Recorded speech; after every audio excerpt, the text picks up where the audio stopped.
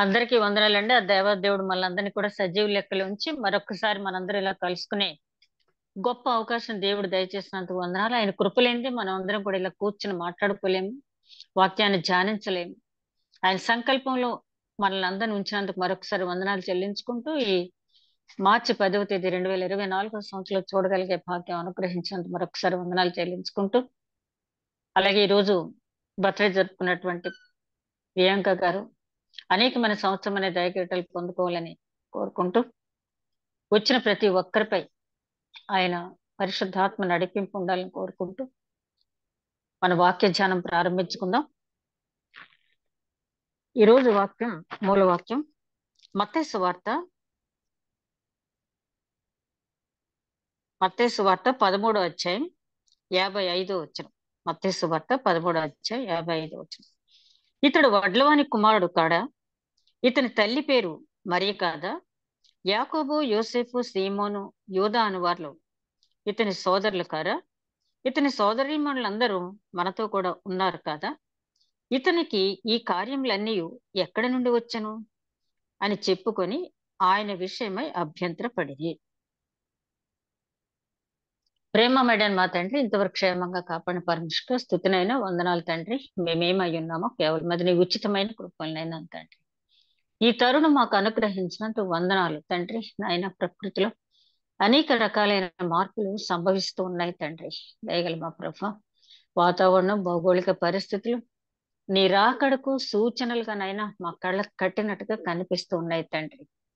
అయినను ఇంకా మీ హృదయ కాఠిన్యంతో లోక సంబంధమైన విషయాల్లో తలమునకలవుతూ శరీరాశ, నేత్రాశ, జీవపు డంబంతో ఒకవేళ ఇంకా లోకం వైపు చూస్తున్నా మేము ఆ విధంగా కాకుండా అగ్రిప్ప రాజు పౌలుతో అన్నట్టు ఇంత సులభంగా నన్ను క్రైస్తవుని చేయదలుచుకున్నావా అన్నట్టుగా కాకుండా తండ్రి, ఇదే రక్షణ దినము, ఇదే అనుకూల సమయం అని చెప్పు నాయన. ప్రతి క్షణము సిద్ధపాటు కలిగిన జీవితం మేము అందరం కలిగి ఉండే భాగ్యం దయచేయండి. జూమ్ మీటింగ్ లో ఉన్న ప్రతి ఒక్కరిని నీ కాపుదలు ఉంచండి నాయన. వాక్యం ధ్యానించబోతున్న నన్ను ఒక బోరగా వాడుకోండి నాయన. వాక్యం ధ్యానిస్తున్న నాకు, అదే విధంగా వింటున్న ప్రతి ఒక్కరికి నీ యొక్క పరిశుద్ధాత్మ నడిపింపు దయచేయండి. వాక్యం వింటున్న ప్రతి ఒక్కరికి వినగల చెవి, గ్రహించగల మనస్సు, ఆచరించగల గ్రహించగల దయచేయండి.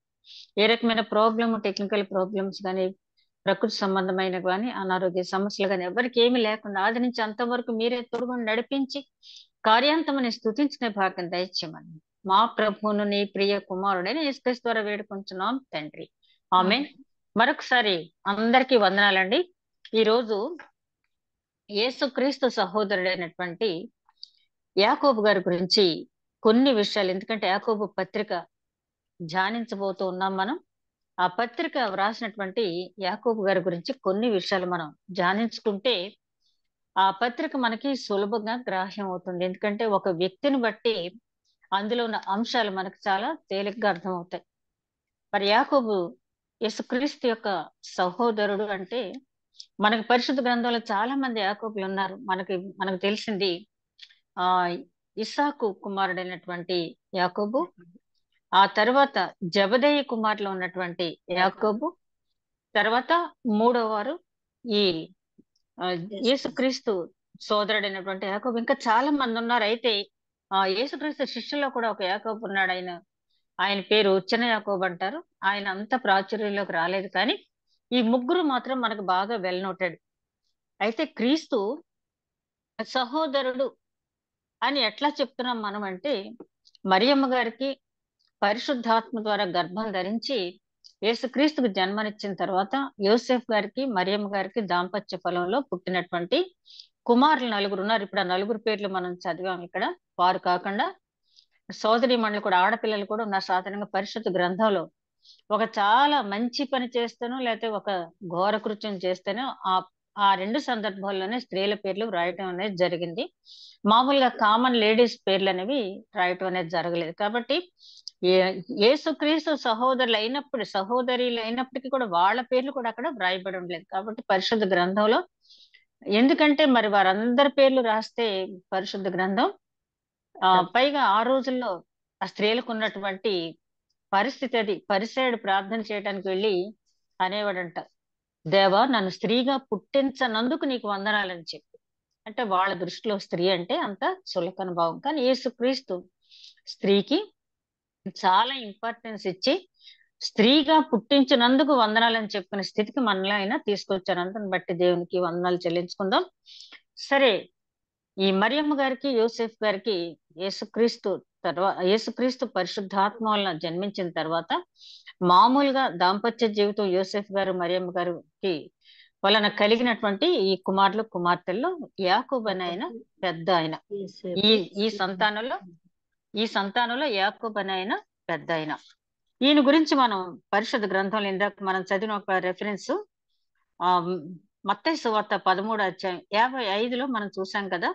ఇతడు వడ్లవాని కుమారుడు కాదా, ఇతని తల్లి పేరు మరియ కాదా, యాకోబు యోసేఫు సీమోను యూదా ఇతనికి ఆ సహోదరులు కారా, ఇతనికి జ్ఞానం ఎక్కడ నుండి వచ్చింది? వాళ్ళు తలలు పగలగొట్టేస్తున్నారు. ఎందుకంటే 13వ అధ్యాయం అంతా చదివితే, మత్తయి సువార్త 13వ అధ్యాయం అంతా చదివితే పరలోక రాజ్యాన్ని గురించి చక్కని ఉపమానాలతో అసలు పరలోక రాజ్యం ఎట్లా ఉంటుంది, పరలోక రాజ్యాన్ని సంపాదించుకోవడానికి ఒక మానవుడు, జ్ఞానయుక్తమైన ఆలోచనలతో ఉన్న మానవుడు, దైవ జ్ఞానం కలిగినటువంటి మానవుడు, పరలోకాన్ని వెతికి నిత్య జీవంలో కోరుకునే మానవుడు ఏ రకంగా దాన్ని స్వతంత్రించుకుంటాడు అనేది మీ తర్వాత 13వ అధ్యాయం చదివితే అసలు ఎంత అది ఎక్సలెంట్ మెసేజ్ అంటే, చాలా టఫ్ టాస్క్ అది. కానీ చాలా చక్కని చిన్న చిన్న ఉపమానాలతో అర్థమయ్యేలాగా యేసుక్రీస్తు ప్రసంగాలు ఎప్పుడు కూడా నోన్ టు అన్నోన్, తెలిసిన దాంట్లోంచి తెలియని దానికి తీసుకెళ్లి చెప్పేవారు. అందుకని ఆయన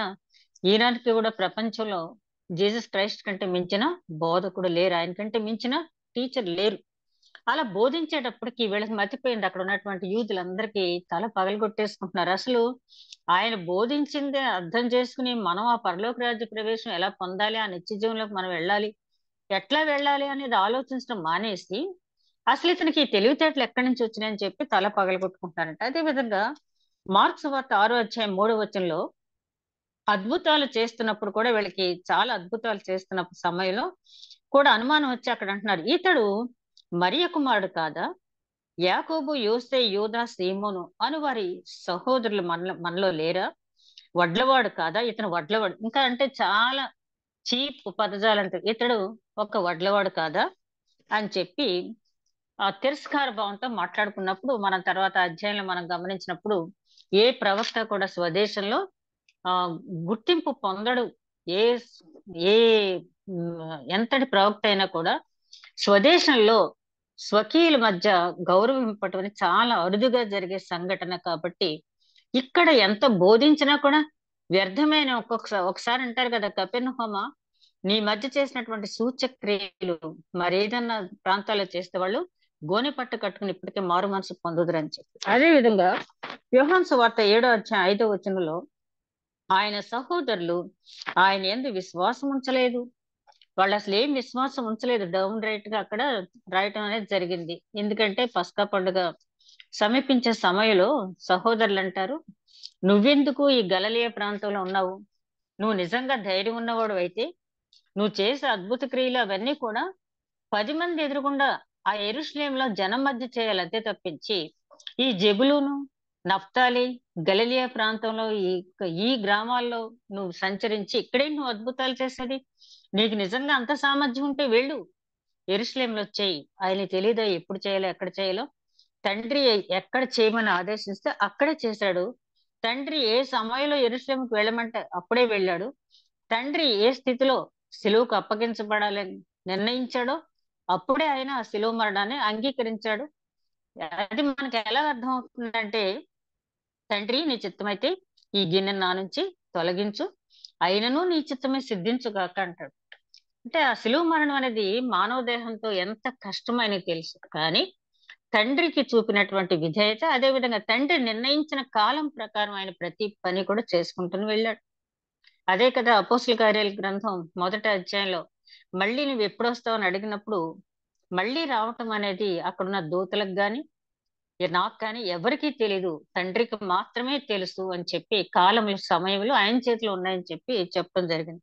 సరే, ఈ 3 రిఫరెన్స్ ఎందుకు తీశారంటే, నేను యాకోబు గారు జీసస్ క్రైస్ట్ కి సహోదరుడు అని నిర్ధారించేటటువంటి రిఫరెన్స్లు మనకు. యాకోబు గారు జీసస్ క్రైస్ట్ కి సహోదరుడు.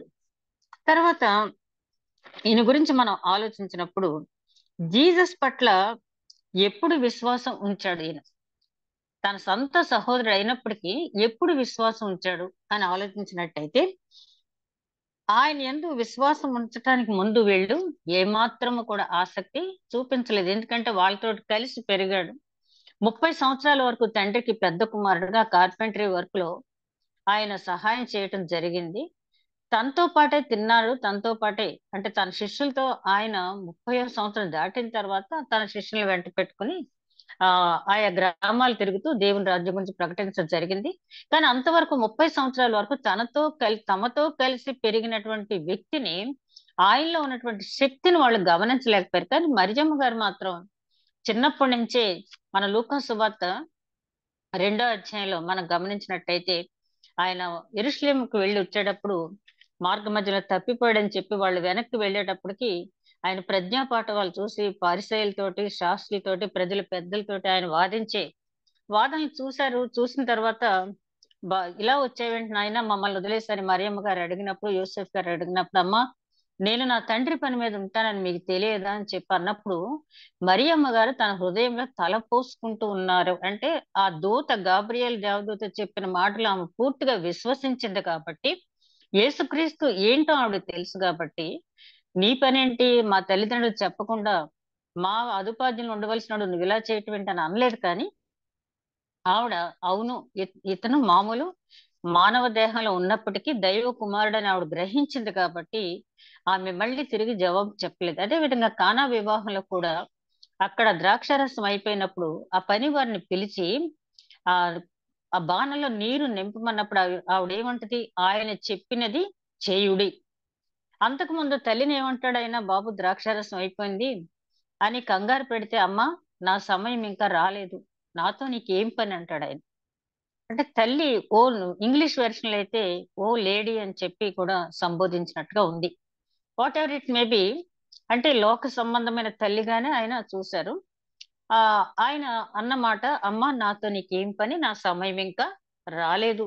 నా కొడుకు 10 మందిలో ఇలా నన్ను ధిక్కరించి మాట్లాడా, నాతో నీకేం పని అన్నాడు అని చెప్పి ఆవిడ అనుకోలేదు. కానీ అవును నిజమే కదా, నేను మామూలుగా సామాన్యమైన స్త్రీని, ఆయన దైవ కుమారుడు, దేవుడు తన కుమారుని లోకానికి పంపించడానికి నా గర్భాన్ని మాత్రమే ఆయన ఉపయోగించుకున్నాడు, పరిశుద్ధాత్మతో నింపి అంతవరకే నేను ఉండాలని చెప్పి ఆవిడ గ్రహించింది. కాబట్టి వెంటనే ఆ పనివార్త ఆవిడ ఏముంది, ఆయన చెప్పినది చేయుడే అని చెప్పి ఆ గాబ్రియేల్ దేవదూత మరియమ్మ గారితో మాట్లాడారు కాబట్టి ఆవిడ విశ్వసించింది. ఒకవేళ అదే దూత వీళ్ళతో మాట్లాడిన వీళ్ళు విశ్వసించరు. ఎందుకంటే మరియమ్మ గారు భక్తిపరురాలు. ఎంతో కాలం నుంచి విశ్వాసంతో తన గర్భాన ఆ దైవ కుమారుడు జన్మించాలని ఎదురు చూసినటువంటి గొప్ప మహోన్నతమైనటువంటి వ్యక్తిత్వం ప్లస్ విశ్వాసంతో ఉన్న స్త్రీ కాబట్టి అందరికీ దూత కనపడరు, అందరికీ దూత స్వరం వినిపించదు. పౌలు గారి పక్కన అనేక మంది ఉన్నారు ఆ రోజు దమస్కు మార్గంలో. ఆ వెలుగు మాత్రమే చూశారు, కానీ స్వరం పౌలు గారు ఒక్కలే విన్నారు. అది ఎవరికి వినిపించాలో వాళ్ళకే వినిపించబడుతుంది. ఒకవేళ అందరికీ వినిపించినా కూడా వాళ్ళు దాన్ని పెద్దగా పట్టించుకోరు. కాబట్టి వీళ్ళు ఎప్పుడు విశ్వాసం ఉంచారు అంటే, కొరింథీయులకు రాసిన మొదటి పత్రిక 15 అధ్యాయం 5వ వచనం నుంచి 8వ వచనం వరకు మీరు తర్వాత చూసినట్టయితే, ఆయన కేఫాకును తర్వాత 12 మందికి అటు పిమ్మట 500 మందికి ఒక్కసారే, తరువాత యాకోబునకు అపోస్తులకు కనపడ్డారు. కడపట అపోస్తులుగా పిలువబడ్డ దమస్కు మార్గంలో ప్రయాణిస్తున్న పౌలు గారు కూడా కనిపించారని ఆయన చెప్పుకున్నారు అక్కడ. ఈ వచనాన్ని మనం గమనించినట్లయితే ముందు ఎవరికి కనిపించారు, కేఫాకు కనిపించారు, పేతురుకి కనిపించారు. అసలైతే ముందు ఎవరికి కనిపించారు, మగ్దలేని మరియకి కనిపించారు. ఏదో ఇప్పుడు పౌలు గారు రాసేటప్పుడు ఒక్కొక్కసారి ఏదైనా ఒక వర్డ్ స్కిప్ అవటం, లేదంటే అది మత్తయి సువార్తలో క్లియర్ కట్ గా 28వ అధ్యాయంలో ప్రారంభ వచనమే ఉంది మగ్దలేని మరియకి కనిపించినట్టు. ఈ వచనం ఆధారం చేసుకుని ఒక పెద్ద సువార్తికుడు ఒక మ్యాగజైన్ లో రాసేసారు ఏంటంటే, మగ్దలేని మరియకి అసలు ఆయన కనపడలేదు, కావాలంటే చూసుకోండి కొరింథీయులకు రాసిన మొదటి పత్రిక 15వ అధ్యాయంలో మొట్టమొదట కేఫాకు కనపడనని రాయబడి ఉంది కాబట్టి మనం దాన్ని విశ్వసించక్కర్లేదు. నేను వెంటనే ఆయనకి ఫోన్ చేసి అడిగిన, ఏం సార్ ఇలాంటివి చెప్తున్నారు, మత్తయి సువార్తలో అక్కడ డైరెక్ట్ గా మగ్దలేని మరియకు కనిపించిన రాయబడి ఉంటే, పరిశుద్ధ గ్రంథంలో ఉన్నదానికి ఒక పొల్లు కలపటానికి గాని తీసివేయటానికి గాని మనకి హక్కు లేదు కదా. ఒక్కొక్కసారి ముందు వెనక వెనక ముందు రాయొచ్చు. అంత మాత్రం చేత ఈ రకమైన ప్రసంగాలు తప్పుదారి పట్టిస్తాయి కదా అని చెప్పి. అంటే ఆయనకి పాపం స్త్రీల మీద ఉన్నటువంటి ఆ తక్కువ భావం కాబట్టి అలా రాయటం అనేది జరిగింది. ఇక్కడ మనం గమనించినట్టయితే కేఫా కనిపించారు. ఆ తర్వాత 12 మంది శిష్యులకు అటు పిమ్మట 500 మందికి ఒక్కసారే కనిపించారు. తర్వాత యాకోబునికి కనిపించారు. ఉన్నది ఉన్నట్టుగా పౌలు గారు రాశారు. యాకోబు గారి పేరు ముందే పెట్టొచ్చు కదా. యాకోబు గారు అంటే పౌలు గారికి చాలా ఇష్టం, మనం తర్వాత చూడొచ్చు అది. అయినప్పటికీ ఆ క్రమం అలా తప్పకుండా ఆయన రాయటం అనేది జరిగింది. ఆ తర్వాత పౌలు గారికి కనిపించాను ఆయన రాయటం జరిగింది. అయితే కనిపించినప్పటికీ కూడా యాకోబు గారు అంటే జీసస్ క్రైస్ట్ తమ్ముడు, యేసుక్రీస్తు తమ్ముడు యాకోబు అపోస్తులుడుగా అంగీకరింపబడలేదు. ఎందుకని మనం ఇదివరకు ఒకసారి జ్ఞాపకం చేసుకున్న, అపోస్తులుగా అంగీకరింపబడాలంటే యేసుక్రీస్తు ఆ యొర్దాను నది ప్రాంతంలో బాప్తిసం పొందినప్పుడు వీళ్ళు ప్రత్యక్ష సాక్షిగా ఉండాలి. ఎందుకంటే ఆ స్వరము పరలోకం నుంచి వచ్చిన స్వరం వాళ్ళు విని ఉండాలి. ఇతడు నా ప్రియ కుమారుడు, ఈయన యందు నేను ఆనందిస్తున్నాను అనే స్వరం వాళ్ళు విని ఉండాలి.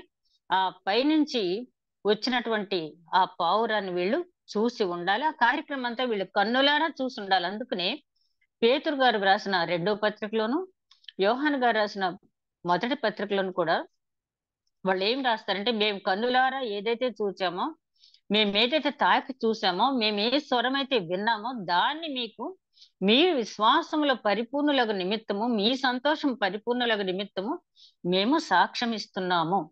అంటే ఫస్ట్ హ్యాండ్ ఇన్ఫర్మేషన్ అన్నమాట పౌలు గారిది కానీ యాకోబు గారిది కానీ. తర్వాత యాకోబు గారు అపోస్తుడుగా అంగీకరింపబడకపోవడానికి ఫస్ట్ రీజన్ ఏంటంటే, యేసుక్రీస్తు బాప్తీస సమయంలో ఆయన అక్కడ లేడు. రెండోది, యేసుక్రీస్తు చేసినటువంటి సూచక్రియలు గాని అద్భుత కార్యాలు గాని వాళ్ళు కన్నులారా చూడలేదు. యేసుక్రీస్తు బోధలను వారు చెవులారా వినలేదు. ఇక మూడో రీజన్ ఏంటంటే, పునరుత్థాన అనుభవాన్ని వీళ్ళు ప్రత్యక్షంగా యాకోబు గారు పొందలేదు. ఈ 3 కారణాలు బట్టి అపోస్తులుగా అంగీకరింపబడలేదు. ఎవరు అపోస్తులు అనేది చాలా పెద్ద డిబేట్స్ జరిగినాయి.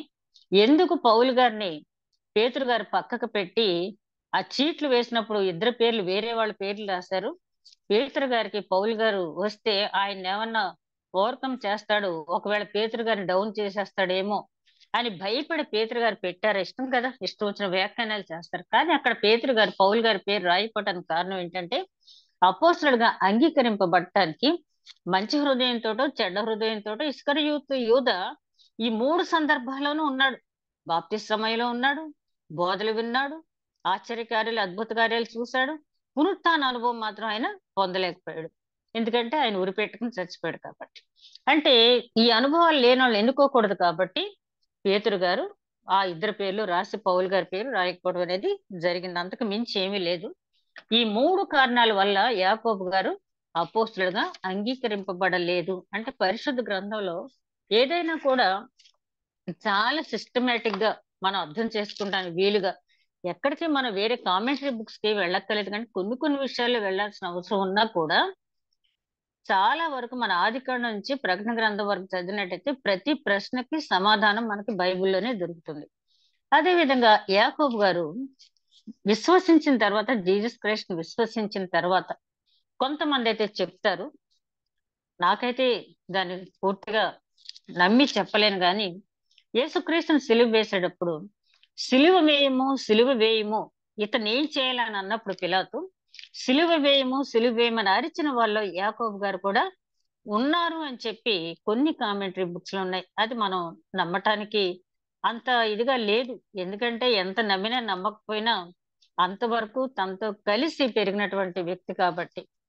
తర్వాత ఎప్పుడైతే దర్శనం దొరికిందో, జీసస్ క్రైస్ట్ ప్రత్యక్షమై యాకోబు గారికి దర్శనం ఇచ్చి మాట్లాడారో, ఇక అప్పుడు పూర్తిగా ఆయన విశ్వసించడం అనేది జరిగింది.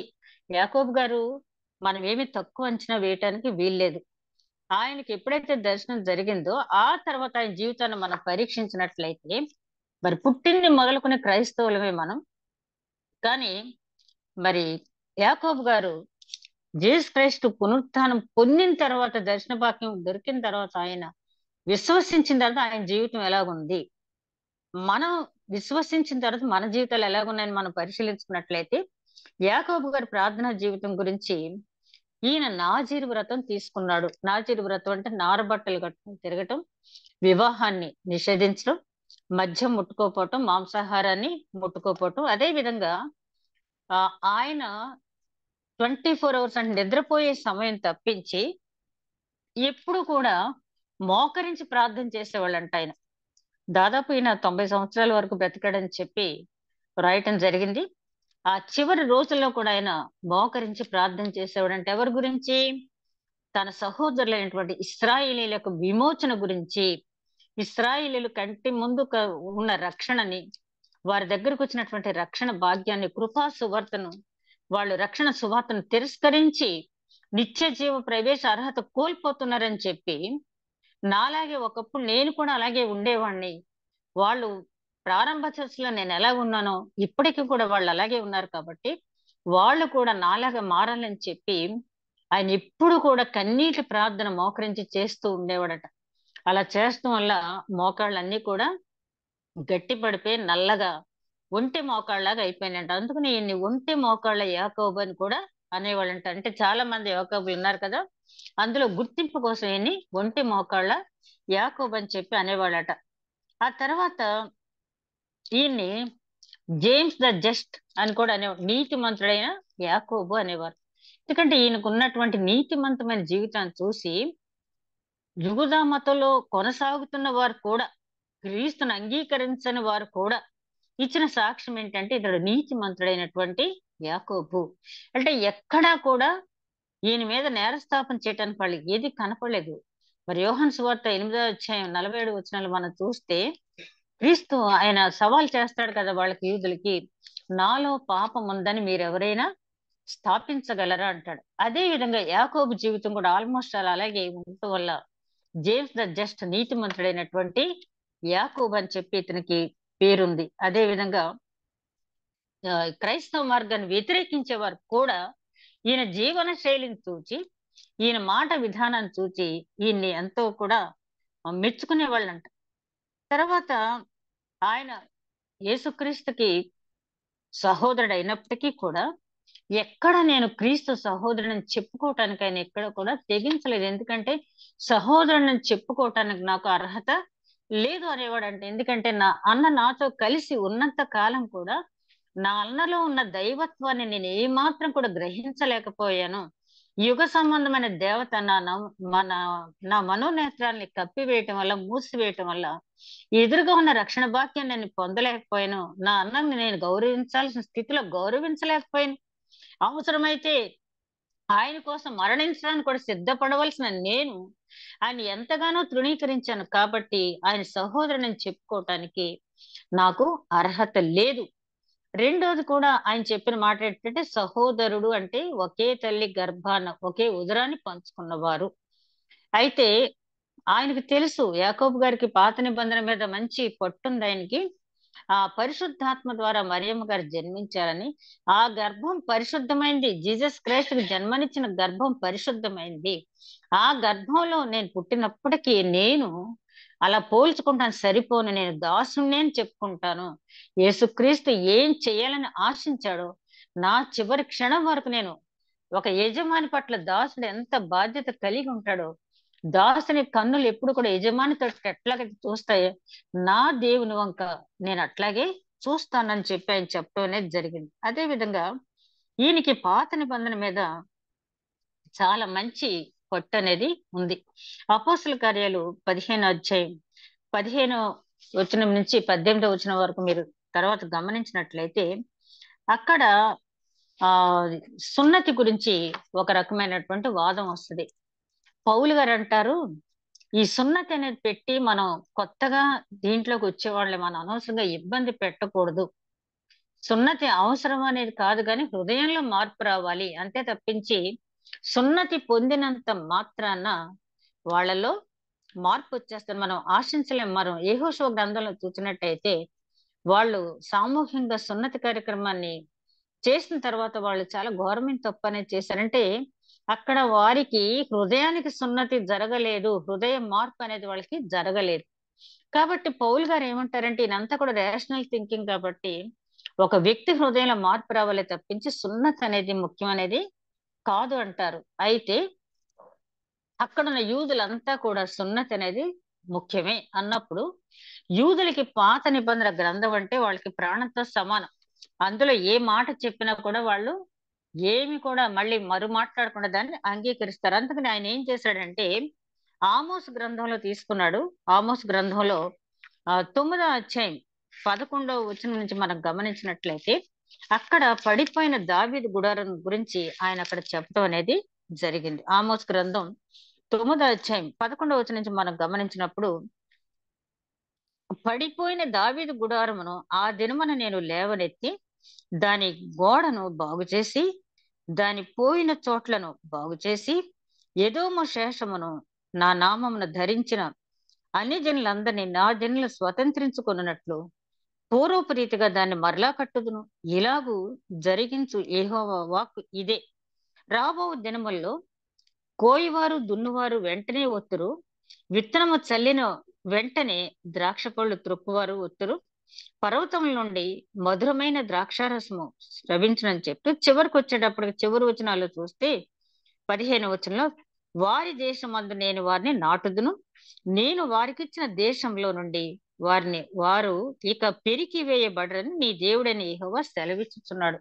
ఆమోస్ గ్రంథంలో మెయిన్ పాయింట్ ఏంటంటే దేవుడని యెహోవా ఆమోసు ప్రవక్త ద్వారా సెలవిచ్చింది ఏంటంటే ఇశ్రాయేలీయులకు పాపాన్ని బట్టి వాళ్ళు ఏ రకంగా శిక్షింపబడుతున్నారు, వాళ్ళు ఏ రకంగా మరి ఆ దాస్య గృహాలకు కొనిపోబడుతున్నారు, వాళ్ళు చేసిన పాపానికి వాళ్ళు శిక్ష అనుభవిస్తున్నారని చెప్పి వాళ్ళకి ఆ శిక్ష తగింది అని చెప్పి 8వ అధ్యాయం 9వ అధ్యాయం చివరి వరకు కూడా యెహోవా అట్లాగే సెలవిచ్చింది. కానీ చివరికి వచ్చేటప్పటికైనా అంటాడు అయినప్పటికీ నా పిల్లల్ని అందరినీ నేను సమకూరుస్తాను. పడిపోయిన దావీదు గుడారం అంటే దావీదు గోత్రాలు 12 గోత్రాలని ఏలినటువంటి రాజు దావీదు.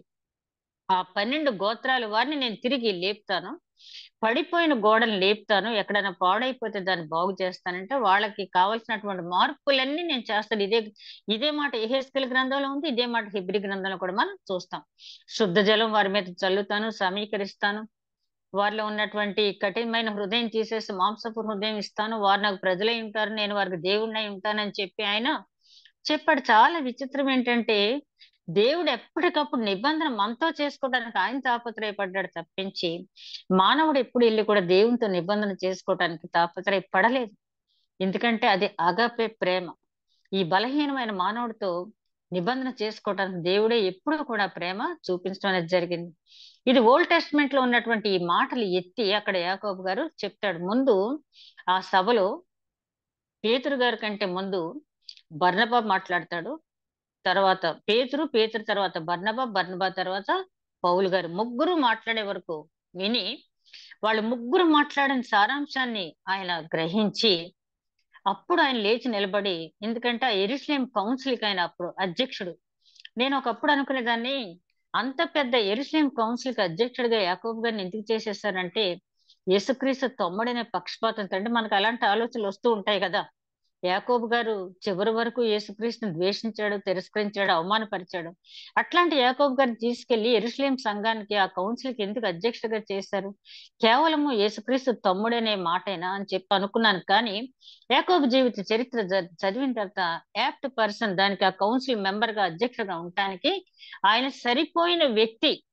ఎందుకంటే పాత నిబంధన తెలుసు, క్రీస్తు గురించి పూర్తిగా అనుభవించి ఆయన అంటాడు కదా యోహాను సువార్త 6వ అధ్యాయంలో మీరు నన్ను భుజించండి అన్నాడు కదా. అట్లా భుజించినటువంటి వ్యక్తి యాకోబు గారు, క్రీస్తు గురించి పూర్తిగా ఆకలింపు చేసుకున్న వ్యక్తి. అట్ ది సేమ్ టైం యెహోవా దేవుడు తన ప్రవక్తల ద్వారా మాట్లాడిన మాటలన్నింటినీ కూడా గ్రహించిన వ్యక్తి కాబట్టి ఆ కౌన్సిల్లో అటు యూదుల్ని ఇటు అన్యజనుల్ని మెప్పించగల సామర్థ్యం ఉన్నటువంటి వ్యక్తి యాకోబు గారని ఎంచి ఆ సభకు ఆయన అధ్యక్షుడిగా నియమించడం జరిగింది. ఇక్కడ కూడా ఆయన ఏం చేశాడంటే పేతురు గారు చెప్తాడు, అయ్యా సున్నతి అవసరమా కాదా, అన్ని జనులు మనం పక్కకు పెట్టాలని వివాదం వచ్చినప్పుడు ఆయన వెంటనే లేచి అంటాడు. అప్పట్లో ఆ అపోస్తులో ఉన్న గొప్పతనం ఏంటంటే వాళ్ళు ఏదైనా పొరపాటు ఆలోచన చేస్తే వెంటనే ఒప్పుకునే వాళ్ళే, వారు ఎంత స్థాయిలో ఉన్నా సరే. అక్కడ పేతురు గారు కూడా అన్న మాట ఏంటంటే, ప్రారంభంలో నేను ఇలాగే అనుకున్నాను, నేను యూదులకు మాత్రమే సువార్త బోధిస్తాను, యూదులు మాత్రమే ఈ మార్గంలో రావటానికి అర్హులని చెప్పి నేను భ్రమపడ్డాను.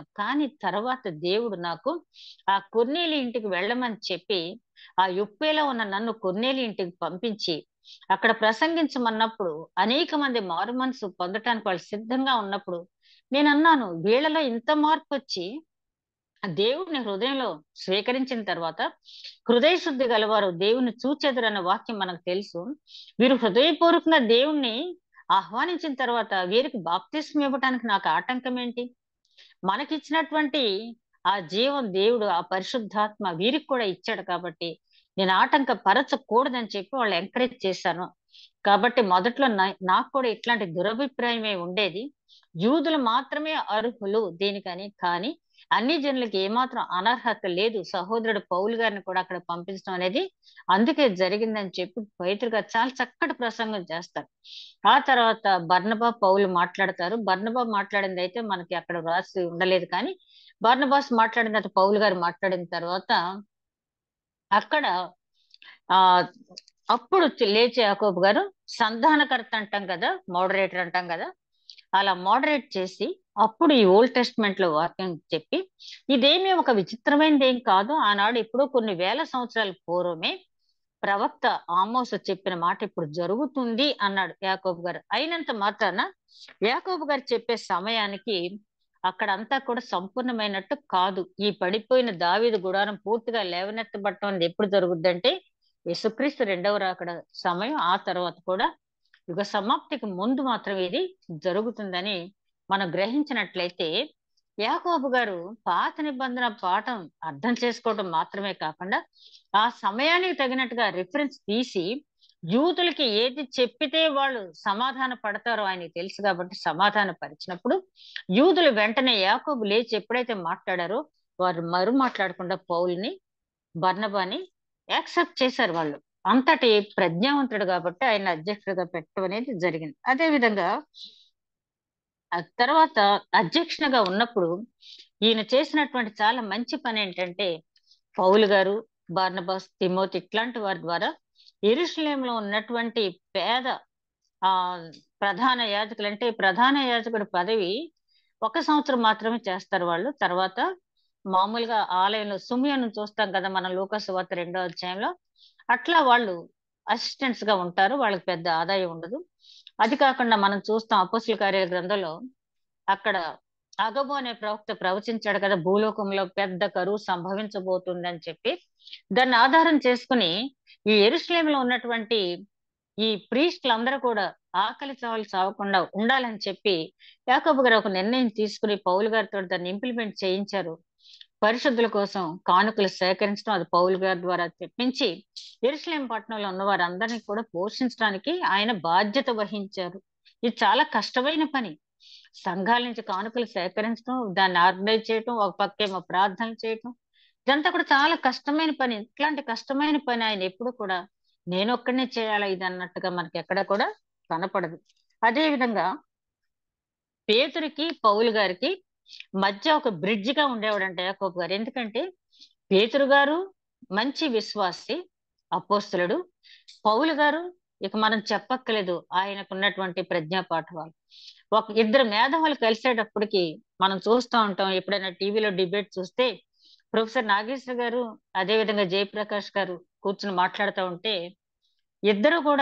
ఇద్దరు చెప్పింది అవును అన్నట్టే ఉంటది మనకి. ఇద్దరు చెప్పిన వాదన అవును అన్నట్టు ఉంటది. ఎందుకంటే ఇద్దరు మేధావులే కదా. యాంకర్ ఎటు కూడా మోడరేట్ చేయటానికి సాహసించరు, వినేసి ఊరుకోవటమే. అట్లాంటి మేధావుల మధ్య ఈ పేతురు గారి మధ్య, పౌలు గారి మధ్య ఏదైనా చిన్న డిఫరెన్స్ ఆర్గ్యుమెంట్ ఏదైనా వస్తే వెంటనే యాకోబు గారు వారిద్దరి మధ్య ఒక బ్రిడ్జిగా వ్యవహరించేవారట. అంటే ఇద్దరు మేధావుల మధ్య బ్రిడ్జిగా వ్యవహరించాలి అంటే ఇద్దరికీ తెలిసిన పాండిత్యం ఆయనకు తెలిసి ఉండాలి, ఇద్దరికీ తెలిసిన ధర్మశాస్త్రం ఆయనకి తెలిసి ఉండాలి, ఇద్దరికీ తెలిసినటువంటి లౌకిక సంబంధమైనటువంటి వచ్చే ఛాలెంజెస్ కూడా ఆయనకు తెలిసి ఉండాలి. అదే విధంగా ఇద్దరు మనస్తత్వాలు తెలిసి ఉండాలి, ఇద్దరు ఏ పాయింట్ లో సమాధాన పడతారో తెలిసి ఉండాలి. అది తెలుసుంటేనే తప్పించి ఆయన సమాధాన పరచలేరు. అదే సమయంలో పౌలు గారిని కూడా మనం గమనించినప్పుడు, పౌలు గారు యాకోబు గారిని మొట్టమొదటగా యెరూషలేముకి వెళ్ళినప్పుడు, ముందు పేతురు గారి దగ్గరికి వెళ్ళి ఒక 15 రోజులు ఉన్న తర్వాత, ఆ తర్వాత యాకోబు గారిని దర్శించడం జరిగిందని చెప్పి గలతీయులకు రాసిన పత్రిక 1వ అధ్యాయంలో ఆయన స్వయంగా రాయటం అనేది జరిగింది. నేను మరెవ్వరిని కలుసుకోలేదు. పేతురు గారి దగ్గరికి వెళ్ళాను, సీనియర్ మోస్ట్ కాబట్టి. అదే విధంగా క్రీస్తు సహోదరుడు, మంచి ధర్మశాస్త్రం మీద పట్టున్న వ్యక్తి కాబట్టి యాకోబు గారి దగ్గరికి వెళ్ళాను. కానీ వారిద్దరి దగ్గర నుంచి మాత్రం నేనేమి నేర్చుకోలేదు. వారిద్దరి దగ్గర నుంచి మాత్రమే కాదు, ఏ ఆ అపోస్తుల దగ్గర నుంచి కూడా నేను నేర్చుకోలేదు. దేవుని ముఖతః నేను అరేబియా ప్రాంతంలో నేను ఆయన చేత ఉపదేశం పొందానని చెప్పి చెప్పడం జరిగింది. కానీ పౌలు గారు ప్రతి మిషనరీ ప్రయాణం అయిన వెంటనే యాకోబు గారి దగ్గరికి వెళ్ళి తన రిపోర్ట్ అయినా ఇచ్చేవాడట. అంత్యోకయకి వెళ్ళేవాడు ముందు. ఆ తర్వాత ఎందుకంటే అంత్యోకయ సంఘమే కదా పౌలు గారిని పంపించింది. అక్కడికి వెళ్ళి నెక్స్ట్ యెరూషలేముకి వెళ్ళి యెరూషలేములో యాకోబు గారిని కలుసుకొని ఆయన సాధించిన విజయాలే చెప్పేవాడు తప్పించి ఆయన పడిన శ్రమలు ఎప్పుడు కూడా యాకోబు గారికి చెప్పలేదు. ఆ మాట కూడా ఒకసారి యాకోబు గారు అంటారు. అంటే కామెంటరీ బుక్ లో నేను చదివినప్పుడు ఆ ప్రశంస, పౌలు ఎప్పుడు కూడా తను సాధించిన విజయాన్ని చెప్పాడు కానీ శ్రమ అనేది ఎప్పుడు కూడా చెప్పలేదు. ఒక మంచి అంబాసిడర్, ఒక మంచి రాయబారి, లేకపోతే ఒక మంచి అపోస్తులుడికి ఉండవలసినటువంటి లక్షణం అని చెప్పి ఆయన చెప్పడం అనేది జరిగింది. అదే విధంగా ఇక్కడ మనం గమనించినట్లయితే ఇన్ని మంచి లక్షణాలు ఉన్నప్పటికీ కూడా యెరూషలేం కౌన్సిల్ కి అధ్యక్షుడిగా చాలా చాకచక్యంగా ఆయన విధులు నిర్వహించినా కూడా, అందరి మన్ననలు పొందే రీతిలో ఆయన జీవన శైలి ఉన్నా కూడా నీతిమంతుడు అని చెప్పి యూదులు, యూదేతరులు, అన్యజనులు కూడా ఆయన పిలుచుకున్నప్పటికీ కూడా శాస్త్రులు, పరిసయ్యుల్లో చాలా మందికి ఈయనంటే చాలా కంటగింపు ఉండేదంట. ఎందుకంటే మేము సంఘంలో చాలా పేరుగాంచిన వాళ్ళం, మేము చాలా ఉన్నత స్థితిలో ఉన్నవాళ్ళం. అట్లాంటిది ఈ యాకోబుని అందరూ కూడా ఇతనొక్కడే నీతిమంతుడా, ఇతన్ని ఎందుకు అందరూ కూడా కార్నర్ చేసి జేమ్స్ జస్ట్ అని చెప్పి పిలుచుకుంటున్నారు? మనల్ని ఎందుకు అనటలేదు? మనం ఎంత నిష్ఠాగరిష్టమైన జీవితం జీవిస్తున్నాం కదా. ఆ ధర్మశాస్త్రం అంతా మనకు తెలుసు కదా. శాస్త్రులు అయితే అనేవాళ్ళంట, ధర్మశాస్త్రం మాకు తెలీదా? ధర్మశాస్త్రం తెలియటం వేరు, ఆ ధర్మశాస్త్రంలో ఉన్న విషయాలు వివరించి చెప్పి సమాజ శ్రేయస్సు కోసం పాటుపడటం అనేది వేరు. చాలా మంది ఎవరైనా ఏదైనా మాట్లాడినప్పుడు వేదాల్లో ఇది ఉంది మాకు తెలుసు అంటారు. At the same time Christians కూడా మాకు తెలుసు, వాక్యంలో ఇది ఉంది, బైబిల్లో పలానా అని రిఫరెన్స్లు చక్కగా చెప్పేస్తారు. కానీ అవసరం వచ్చినప్పుడు మాత్రం వాళ్ళు చెప్పరు.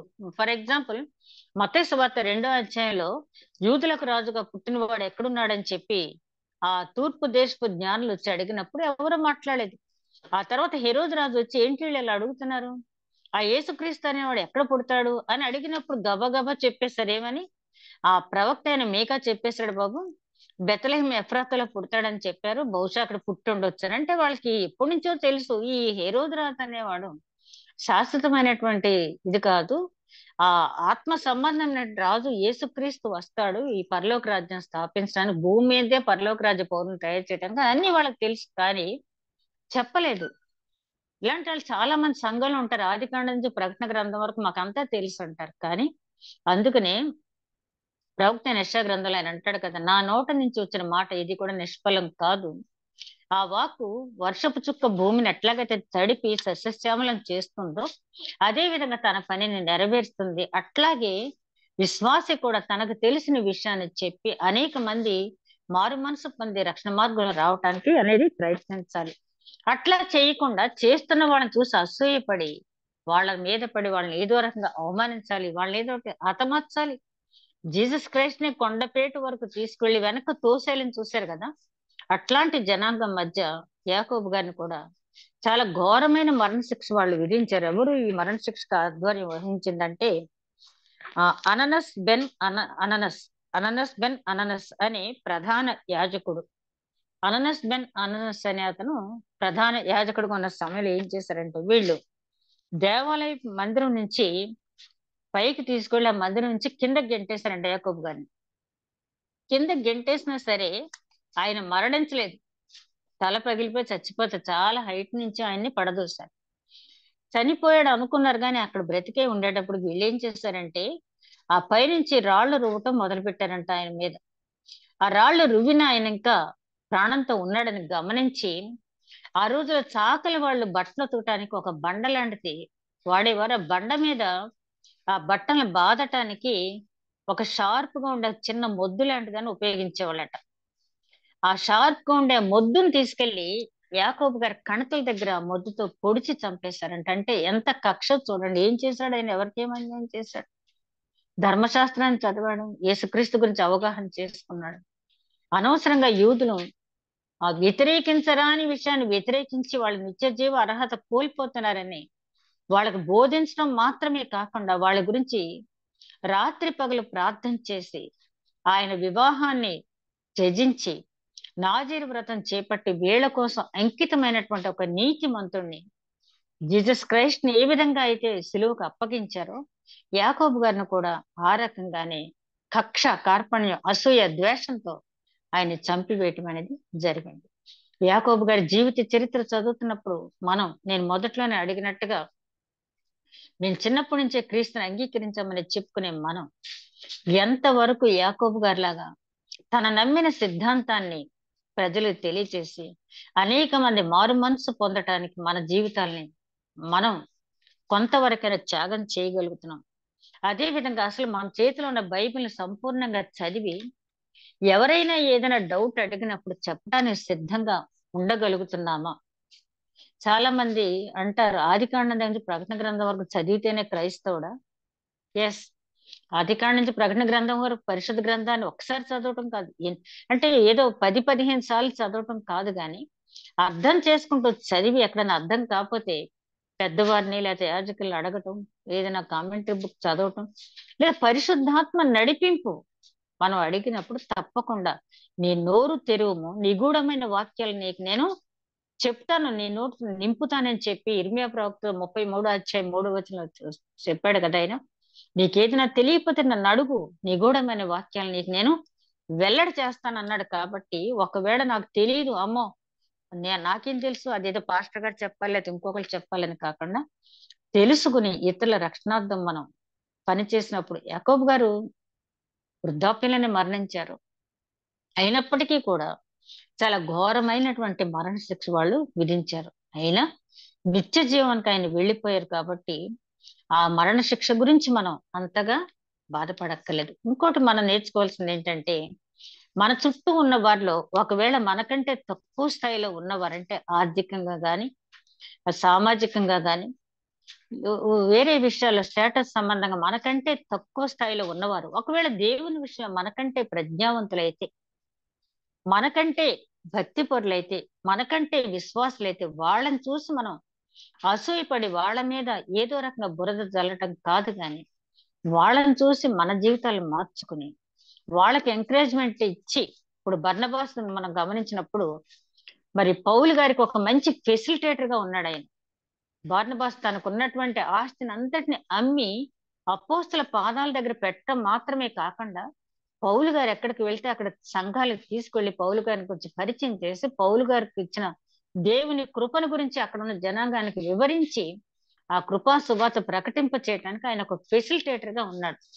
కాబట్టి ఒకవేళ మనం సువార్త ప్రకటించకపోతే ఫెసిలిటేటర్ గాను, లేదంటే ప్రార్థనా పరులు గాని, ఏదో విధంగా, ఎందుకంటే కాలం చాలా సమీపంగా ఉంది కాబట్టి ఈ ఉన్న కొద్ది సమయాన్ని సద్వినియోగం చేసుకుంటూ సమయం అనక అసమయం అనక మనం పాటు పడినట్లయితే మనం ఆయన రెండవ రాకడ సమయానికి ఒకవేళ సజీవులమైనా ఉన్నా లేకపోయినా, నిద్రించిన వారిలో మనం పైకి లేపబడినా, ఆయన చూచినప్పుడు సంతోషంగా ఆయన ఎదుర్కొనే వారిలో మనం ఉండాలి అంతే తప్పించి, ఓ కొండ నన్ను దాయి, ఓ గుట్ట నా మీద పడు, నేను ఆ కాంతిని నేను ఎదుర్కోలేకపోతున్నాను కాబట్టి నన్ను దాయి అని చెప్పి నన్ను దాచిపెట్టని మనం ఆశ్రయించకుండా, మనం ఏదైతే అద్దంలో చూచినట్టు వాక్యం ద్వారా చూచామో ఆయన్ని, అదే క్రీస్తు స్వరూపాన్ని మనం చూడాలంటే కొరింథీయులకు రాసిన పత్రిక 3వ అధ్యాయంలో చివరి వచనాలు 18వ వచనంలో, కొరింథీయులకు రాసిన 2వ పత్రిక 3వ అధ్యాయం 18వ వచనంలో ఆయన చెప్తాడు కదా, ఆయన వచ్చే టైంకి మీరు ఆయన స్వరూపంలోకి మార్చబడతారు. అందరూ కాదు సుమా, ఆయన యందు ఎవరైతే విశ్వాసం ఉంచారో, ఆయన కోసం ఎవరైతే పాటుపడ్డారో, ఆయన యందు ఎవరైతే భయభక్తులు కలిగి ఉన్నారో, ఆయన కోసం జీవితాన్ని త్యాగం చేయడానికి ఎవరైతే సిద్ధపడి ఉన్నారో పౌలు గారు చెప్పినట్టే బ్రతుకుట క్రీస్తే చావైతే లాభం అని చెప్పి అంత స్థిర నిర్ణయం తీసుకుని ఎవరైతే ఉన్నారో వాళ్ళకి ఆ రూపం మార్చబడద్ది. మనం ఆ రూపు మార్చబడే వాళ్ళలో మనం కూడా ఉండాలి అంటే యాకోబు గారి జీవితాన్ని ఆదర్శంగా తీసుకుని ముందుకు సాగుదాం. అట్టి నడిపింపు దేవుడు మనకు అనుగ్రహించును గాక. దయగల మా ప్రభు ధ్యానించిన వాక్యం ఊరంతలుగా ఫలించే భాగ్యం దయచేయండి. ఏ రకమైన ఆటంకం కలగకుండా వాక్య ధ్యానం చేయగలిగే భాగ్యం దయచేసినందుకు మరొకసారి వందనాలు చెల్లించుకుంటున్నాను తండ్రి. ఆమేన్.